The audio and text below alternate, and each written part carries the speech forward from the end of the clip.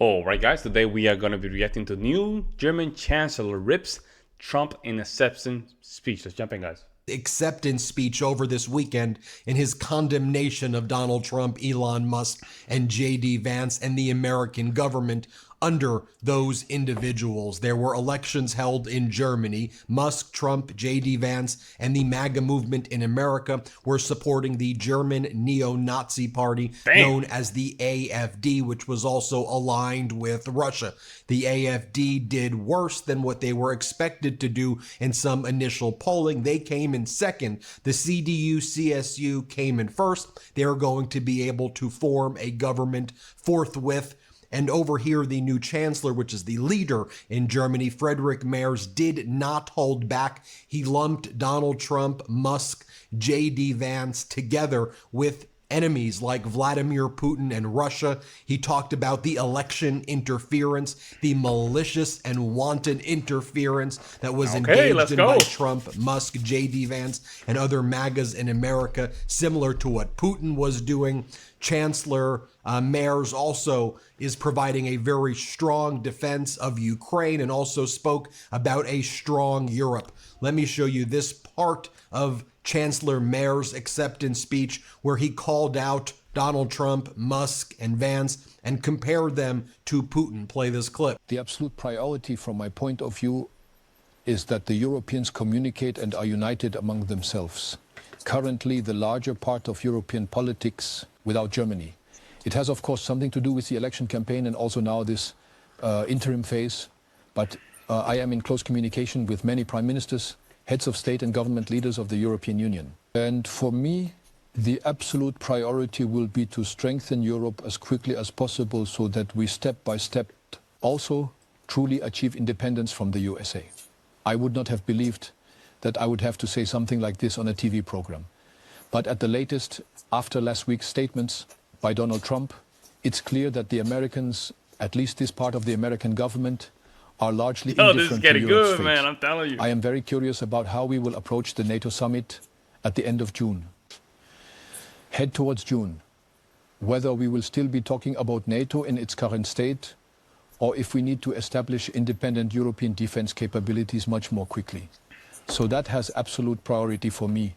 And I have absolutely no illusions about what is happening from America. Look at what Mr. Elon Musk has done recently in terms of interventions in the German elections. Intervention, bro? What are you talking about, man? It's freedom of speech. It's freedom of speech, man. He said just as how can I say this? Just vote for AfD, but he's not intervening in your election, bro. Man, this is funny. He didn't intervene. He didn't go to Germany intervene. He probably did some opinions, but I don't think he intervened in your election. An unprecedented event, so the interventions from Washington were no less dramatic and drastic and ultimately brazen than the interventions we had from Moscow. Still seen. So we are under such massive pressure from two sides that my absolute priority now truly is to establish unity in Europe. Now, in this next clip, Chancellor Merz talks about a united Europe that can no longer rely on the United States. He talks about his role leading Germany, a strong Germany that no longer has the United States as an ally or a friend. And Chancellor Merz continued to reiterate as well that he doesn't know what's even going to happen in June when there's supposed to be a NATO summit, because it clearly seems that Donald Trump, Musk, and J.D. Vance are pulling the United States out of NATO such that there needs to be a new European common defense alliance. Play this clip. Yo, as long as that works, that's fine with me. As long as that works, fine with me. It will be sad, though. It will be sad, but if that's what they want to do, that's what they want to do, man. We, the CDU and the CSU, the Union, we won this federal election in 2025.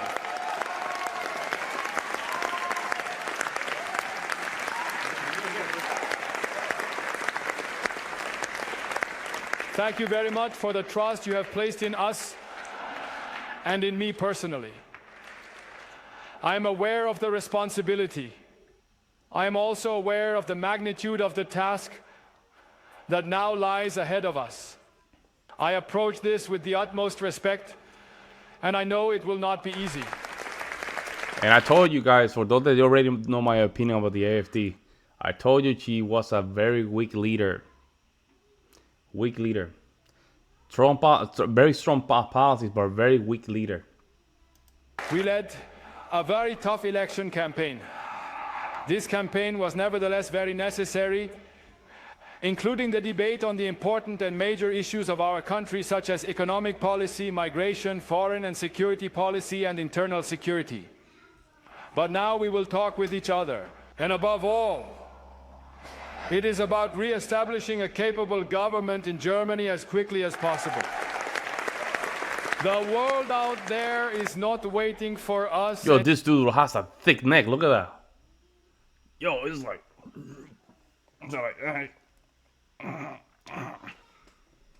And it is not waiting for lengthy coalition talks and negotiations either. We must quickly become capable of taking action again, so that we can do the right thing domestically, be present in Europe, and be noticed in the world. Germany will be reliably governed again.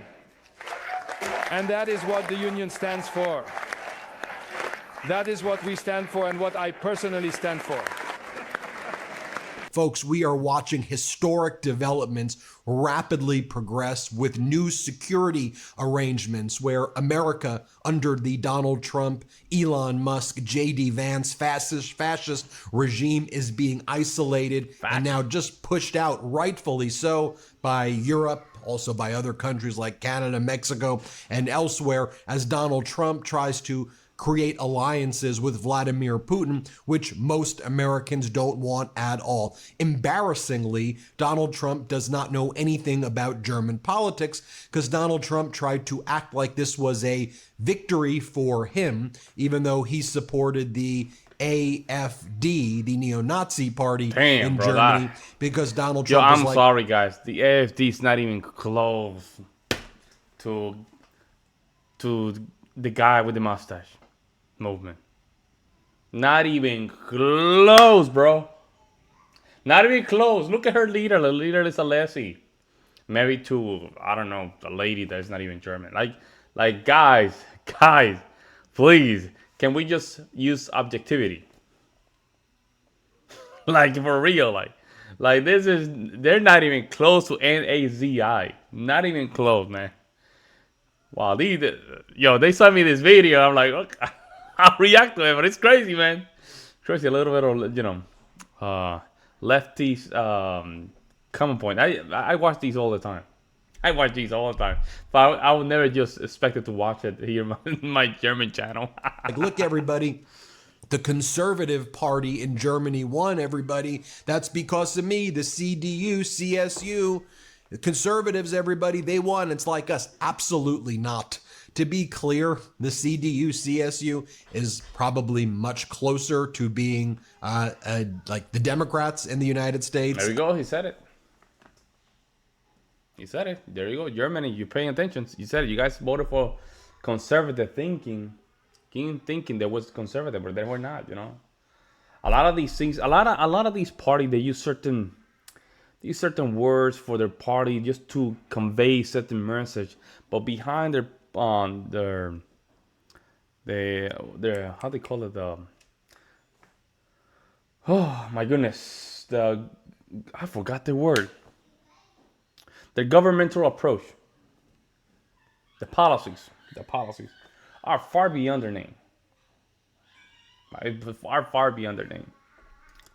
Of America, and Donald Trump again was supporting the opposite party, the Putin party, which did not win. But Donald Trump wrote the following: looks like the Conservative Party in Germany has won the very big and highly anticipated election. Much like the USA, the people of Germany got tired of the no common sense agenda, especially on energy and immigration, that has prevailed for so many years. This is a great day for Germany and for the United States of America under the leadership of a gentleman named Donald J. Trump. Congratulations. Yeah, I think because Trump thought that the Conservative Party the AfD was second. He's trying to undermine the guy that's doing the video is trying to undermine that. But I don't think it's gonna work. Second, because the AFD is not supposed to be that high. See, guys? Personally, I don't think the AFD is supposed to be this high. It's simple, guys. If you're any part of Germany, take care of immigration, the AFD disappear like this. Diminish. Right away. It just diminished, just disappear. But some reason, but they don't want to tackle that. It was weird. Congratulations to all, many more victories to follow. And again, it just shows you that not only is Donald Trump just dangerous, he is a complete and total idiot by claiming that as a victory. You clearly heard Chancellor Merkel's or future Chancellor Merkel's speech there, which was condemning Donald Trump. And also, in terms of like energy policy, for example, the policies embraced by the CDU, CSU would be more analogous to all of the things that our ridiculous MAGA parties here in America would call the Green New Deal scam or whatever it is. Now, Europe is uniting right now, and we're seeing people stand up to Donald Trump. For example, here's French President Emmanuel Macron saying that, look, Ukraine has had legitimate elections, and all of Donald Trump's statements about Zelensky not being legitimate is Putin propaganda and false. Play this clip. I mean, we shouldn't buy into the arguments I hear everywhere. The Ukrainian president was elected through free elections in Ukraine. In fact, he wasn't the favorite at all. I remember it like it was yesterday. And so he's a president elected in a free system. This is not the case for Vladimir Putin, who kills his opponents and has been manipulating these elections for a long time. Unfortunately, this is not the case in too many countries in the world. He then had to enact, because it was war in his country, martial law. Do you think he can organize presidential or legislative elections in a country where several million Ukrainian men and women have fled for their safety? In a country where he has mobilized several million others who are on the front lines, where there are 1,000 dead and injured per day, and where there is a whole strip of its territory that is conquered by Russia? What are we talking about? Do you think that in the same situation, we would have fun holding elections? He cannot hold elections. So if we want free elections in Ukraine, there needs to be a lasting peace in Ukraine. That's the prerequisite. Anyone who acts before that is manipulating. And what is the plan of some? I know it very well. A ceasefire that will not be respected. Quickly. Let me ask you something.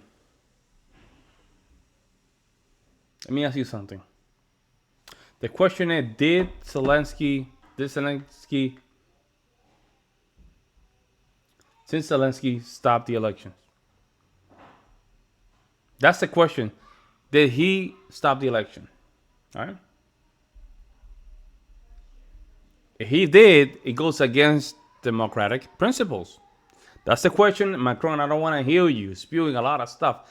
Did he held or did not held elections? That's the question, man. Let me see. I'm looking here. I don't see anything here, man. It's just like they stopped the election. There's no elections. There's no elections. That's the question. And I think that's what Trump was saying. Like, man, we can negotiate until you just held election. You know why he doesn't want to hold an election? Because he's going to lose. It says here in political in Europe, Ukraine set date for presidential elections. I'm sorry, guys. Let me see. I don't know. It's just, listen. If you want to make the argument that you're in war, right? Therefore, elections and democratic process need to be held. I understand that, but that's not the argument. The arguments are here that Macron is saying that he was just elected and that's it. No, bro. The elections need to be held every 4 years, 5 years, whatever their constitution is put on, and just let things go. Things happen. We have it here in the Civil War in the United States. Clinton won both elections, and there was, when he was president of the United States, there was a war in his own territory, going crazy, and he still went through the process of election.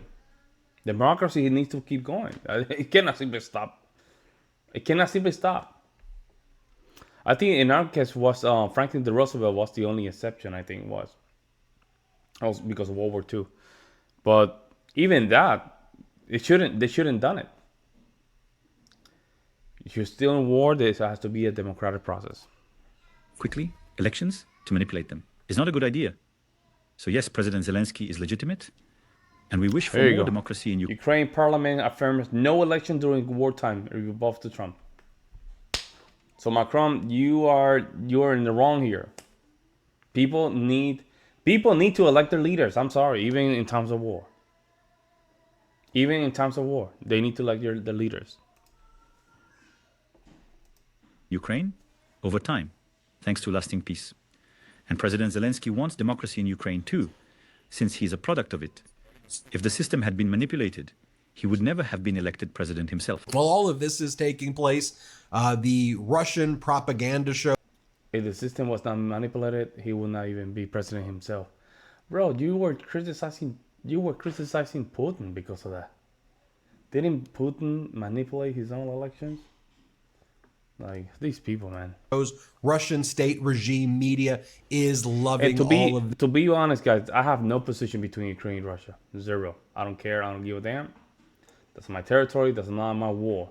However, I'm all about the truth. If Trump is wrong, Trump is wrong. If Trump is right, Trump is right. Macron is wrong, Macron is wrong. Macron is right, Macron is right. But there's certain things here that are just elitism and just surface politics, right? It doesn't allow you to get to the point of the truth. Here is a clip from Russian state TV praising Donald Trump and Musk and J.D. Vance for being, quote, in total alignment with Putin. Let's play it. Trump отвечает на вопросы по поводу пресс-конференции. When Trump is answering questions about the press conference, I think it is not a coincidence that many of the narratives that are being voiced largely materialized after their conversation. Но фразы, которые он дает, The phrases he is saying are so deep and so correct. They are in total alignment with the way we see things. Going from Germany to France and now to the UK, the UK Prime Minister Keir Starmer, he gave a speech saying that Ukraine must be at the table for any talks on its future following the US-Russian alliance. Play this clip. Peace only comes through strength. Nobody wants the bloodshed to continue. Nobody. This dude, bro. This dude, man. You can, I'm not, man, I might be crazy. Yo, the UK, man. Woo, the UK, man. Whoa, what? I'm sorry, guys. UK, bro, you guys need to like something better, man. I mean, even the aura of some of these politicians, right? They're off, man. Off. Least of all the Ukrainians. But after everything that they have suffered, after everything that they have fought for, there can be no discussion about Ukraine without Ukraine and the people of Ukraine. But go ahead. Go ahead. Go ahead. Put yourself in an airplane and go to Ukraine.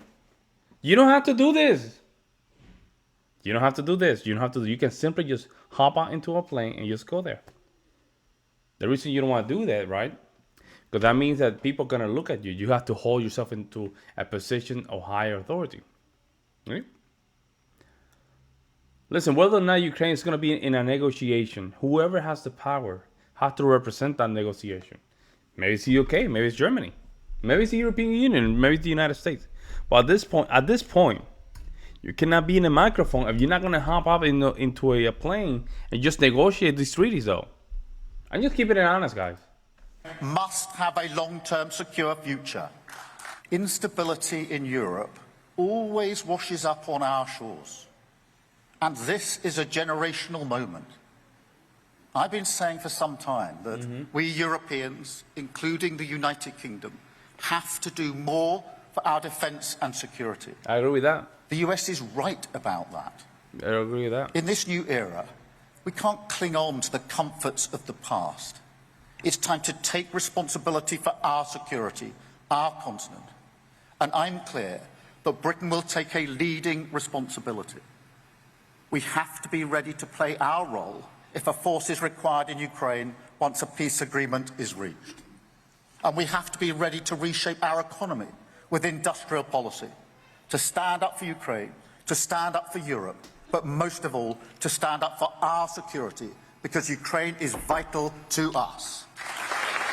And while this is taking place, the former Fox News host turned Secretary of Defense, Pete Hegseth, was asked on Fox shows on Sunday, is it fair to say, can you just admit that Russia attacked unprovoked into Ukraine? To which Hegseth refused to call Russia the aggressor. Play this clip. Zelensky should come to the table because this economic partnership is an important thing for the future of his country, and we hope that he will very soon. But fair to say, Russia attacked unprovoked into Ukraine 3 years ago tomorrow. Fair to say it's a very complicated situation. Okay, we'll leave it there. And everybody in the Trump authoritarian regime now refuses to call Russia the aggressor. This guy, bro. This guy's... this guy is funny, bro. This is crazy. Authoritarian regime, bro. Trump was only here for what? Only a month, bro. Authoritarian already? Really? Marching soldiers in the streets and everything? I guess so. Man, I'm just going to leave it there. It's 20 minutes already. Let me know what you guys think. I'll see you next one.